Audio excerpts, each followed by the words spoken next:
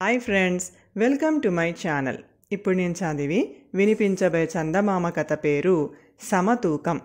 వివాహం అయి అత్తవారింటికి కాపురానికి వస్తూనే అమల తన భర్త ఆదిత్య ప్రతి స్వల్ప విషయానికి కూడా అతిగా మాట్లాడుతూ ఉండటం గమనించింది. ఈ ధోరణి ఆమెకు చికాకు పుట్టించటంతో మొదట మృదువుగాను తరువాత కొంత కటువుగాను చెప్పి చూసింది. అయినా ఆదిత్యలో చిన్న మెత్తు మార్పు కూడా రాలేదు. దానితో అమల భర్త మీద పంతం పట్టినట్టు అతడితోనే కాక పరిచయస్తులతో కూడా అవును కాదు అనడాన్ని మించి మాట్లాడడం మానేసింది. ఒకసారి అమల స్నేహితురాలి పెళ్లికి పట్నం వెళ్ళవలసి వచ్చింది. ఈ సంగతి విన్న ఆదిత్య, తప్పక వెళ్ళిరా, అన్ని బంధాల కన్నా బలమైనది స్నేహబంధం. స్నేహితుల మధ్య స్వార్థానికి తావుండదు. బంధువులు రాబంధువుల్లాంటి వాళ్ళు, బ్రతికుండగానే పీక్కు తినేస్తారు. నిజంగా కష్టాల్లో ఆదుకునేది స్నేహితులే. పెళ్లి జీవితంలో అతి ముఖ్యమైన వేడుక. స్నేహితుల పెళ్లికి హాజరవడం ఎంతైనా అవసరం అన్నాడు గుక్క తిప్పుకోకుండా. అమల అయిష్టంగా ముఖం చిట్లించి వెళ్ళిరా అని ఒక్క మాటతో సరిపెట్టక ఈ సోదంతా దేనికి అని విసుక్కుంటూ స్నేహితురాలి పెళ్లికి బయలుదేరింది. పట్నంలో ఆమె తన స్నేహితురాలిని మాత్రం పలకరించి నలుగురిలో కలవలక ఒక పెడగా కూర్చొని పెళ్లి తంతు చూసింది. పెళ్లికి వచ్చిన వాళ్లల్లో చాలామంది అమలను చాలా గర్విష్టి అంటూ గుసగుసలాడారు. ఆ మాటలు చెవిన పడినా ఆమె మరెవరితోనూ ఒక్క మాట కూడా మాట్లాడలేదు. భోజనాలు కాగానే ఆమె తన స్నేహితురాలికి వెళ్తున్నానని చెప్పి బాడుగ బండి కోసం 4 వీధుల కూడలిలోకి వచ్చింది. అమల బండి వాడెవడైనా కనపడతాడేమోనని చూస్తూ ఉండగా ఆమె పక్కింటి సుందరమ్మ భర్త బండిలో ఎక్కడి నుంచో వస్తూ కనిపించారు. వాళ్ళు అమలను చూసి బండి ఆపించారు. అయితే అమల వాళ్లను చూడనట్టుగా మొహం మరోవైపుకు తిప్పుకుంది. అది అవమానంగా భావించి సుందరమ్మ ఆమె భర్త అక్కడి నుంచి వెళ్ళిపోయారు. అమల ఎంతసేపు నిలబడినా మరొక బాడుగ బండి ఆ వైపుకు రాలేదు. చివరకు సూర్యాస్తమయం సమయంలో ఒక ఖాళీ బండివాడు అటుగా వచ్చాడు. ఆమె వాడికి రెట్టింపు బాడుగ ఆశ చూపగా వాడు వాళ్ల గ్రామం రావడానికి ఒప్పుకున్నాడు. అమల వాళ్ల గ్రామం సగం దూరంలో ఉందనగా బాగా చీకటి పడిపోయింది. ఆ దారి వెంట ఎలాంటి జనసంచారం లేదు. అలాంటి చోట బండివాడు చప్పున బండిని ఆపాడు. అమల ఆదుర్తగా, ఆపావెందుకు, ఏం జరిగింది అని వాణ్ణి అడిగింది. ఇంకా ఏం జరగలేదు, నువ్వు బండి దిగి మర్యాదగా దగ్గర ఉన్న డబ్బు, మెడలోని హారం ఇచ్చేయి అంటూ బండివాడు చిన్న కత్తిని దుస్తుల్లోంచి బయటికి లాగాడు. అమలకు నోట మాట రాలేదు.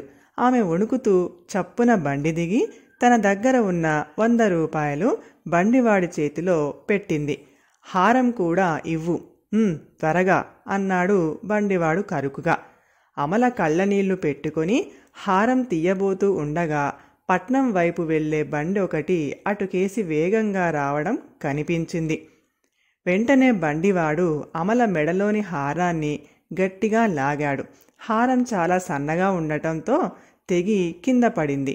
చీకట్లో దాన్ని వెతికే ధైర్యం లేక బండివాడు ఎద్దును అదిలించి పట్నం వైపుకు వెళ్ళిపోయాడు. కింద పడిన హారాన్ని కొంగులో కట్టుకొని అమల కాలినడకన తమ గ్రామం చేరింది. సంగతి విన్న ఆదిత్య లబలబలాడిపోతూ, ఎంత తెలివి తక్కువ పని, సుందరమ్మతో మాట్లాడి వాళ్ళ బండిలో వచ్చేసి ఉంటే ఇలా జరిగేదా, ఆడదాన్ని ఒంటరిగా పంపించడం నేను చేసిన మొదటి తప్పు, 100 రూపాయలు హారం చేయించడం 3వ తప్పు అని ఇంకా ఏదో చెప్పబోయాడు.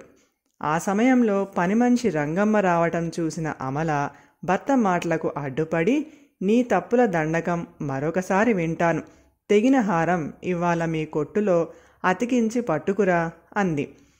ఆదిత్య ఆ గ్రామంలో ఉన్న ఒక పెద్ద నకల దుకాణంలో పనిచేస్తూ ఉంటాడు. 100 రూపాయలు పోవటంతో ఆ రోజంతా అతడికి మనసులో లేదు. భోజనం చేసి దుకాణానికి వెళ్తూ హారం పట్టుకుపోవడం మరిచిపోయాడు. ఆ రోజు బట్టతల మనిషి ఒకడు ఏవో నగలు కావాలంటూ దుకాణానికి వచ్చాడు. ఆదిత్య చూపిన కొన్ని నగలు చూశాక హారాలేవైనా ఉంటే చూపమన్నాడు. ఆదిత్య అతడికి రకరకాల హారాలు తెచ్చి చూపి వాటి పనితనం వర్ణిస్తూ మాట్లాడసాగాడు. బట్టతల మనిషి తలాడిస్తూ, నేను గుడ్డివాణ్ణేం కాదు, నువ్వు వీటి గురించి చెప్పిందే మరొకసారి చెప్పనవసరం లేదు, అన్నీ మోటుగా ఉన్నవి, సన్నగా నాజూకుగా ఉండే హారాలు మీ దుకాణంలో లేవా అని అడిగాడు. అన్ని రకాల హారాలు చూసి అతను నచ్చలేదు అనేసరికి ఆదిత్య కోపం తెచ్చుకొని, మీరేమి అనుకోకండి, అంతగా తెలివినా లేని వాళ్లే సన్నపాటి హారాలు కొంటారు, అసలు నిన్న ఏం జరిగిందో తెలుసా అంటూ భార్యకు కలిగిన అనుభవం గురించి చెప్పి, హారం అంత స్వల్పంగా ఉండబట్టే ఆ దొంగ వెధవ పట్టుకుని లాగాడు, తెగిపోయింది, మా ఆవిడ దాన్ని అతికించి తెమ్మంది, దుకాణానికి తేవడం మరిచాను, తెచ్చి ఉంటే మీకు చూపించి ఉండేవాణ్ణి అన్నాడు. బట్టతల మనిషి చిరాకు పడుతూ, దోపిడీ దొంగలకు లావుపాటి హారాలు మరీ ఇంపుగా కనిపిస్తాయి, మీ దుకాణంలో నాకు కావలసినవి లేకపోతే ఆ మాట చెప్పు, ఈ సోదంతా ఎందుకు అని వెళ్ళిపోయాడు. ఆ సాయంత్రం ఆదిత్య ఇల్లు చేరగానే అమల హారం అతుకు పెట్టడం అయ్యిందా అని అడిగింది. అసలు తీసుకువెళ్ళందే, రేపు కొట్టుకు వెళ్లే ముందు జ్ఞాపకం చెయ్యి అన్నాడు ఆదిత్య. అమల నిర్ఘాంతపోతూ, హారం నీకు చేరలేదా అని అడిగింది.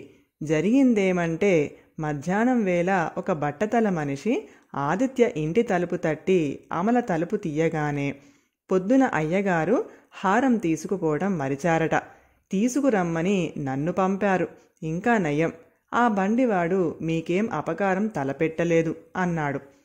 ఆ వచ్చినవాడు జరిగినదంతా వివరంగా చెప్పటంతో అమల అతన్ని ఏమాత్రం అనుమానించక హారం తెచ్చి వాడి చేతికి ఇచ్చింది.